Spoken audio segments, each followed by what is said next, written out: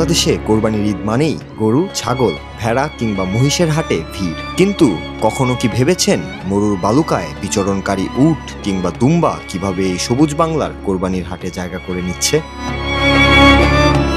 উট ও দুম্বা মূলত মরু অঞ্চলের প্রাণী, তবে সাম্প্রতিক বছরগুলোতে বাংলাদেশের কোরবানির হাটে এদের উপস্থিতি লক্ষ্য করা যাচ্ছে। বিশেষ করে ঢাকার গাবতলী, চট্টগ্রামের সাগরিকা, সিলেটের কদমতলী হাটে উট ও দুম্বার দেখা মেলে।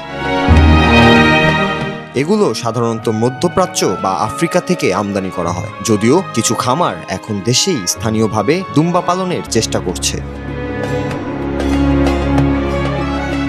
ইসলাম ধর্ম অনুযায়ী কোরবানির জন্য গরু, ছাগল, ভেড়া, মহিষ, উট ও দুম্বা বৈধ। গরু, মহিষ ও উটের ক্ষেত্রে সর্বোচ্চ 7 জন শরীক হতে পারেন। ছাগল, ভেড়া ও দুম্বার ক্ষেত্রে একজনই কোরবানি দিতে পারেন।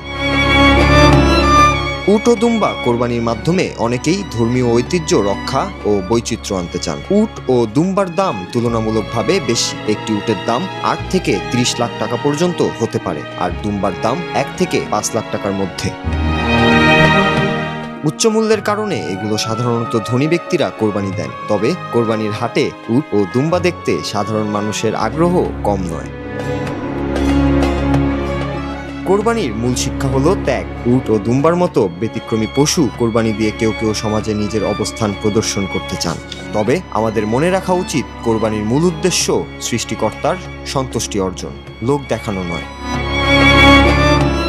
সবুজ বাংলায় মরুর অতিথি উট ও দুম্বার আগমন কোরবানির ঈদে নতুন মাত্রা যোগ করেছে।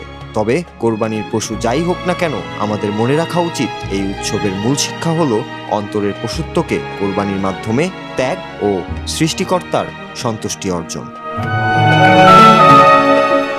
নূর রাজু, বাংলা টিভি, ঢাকা।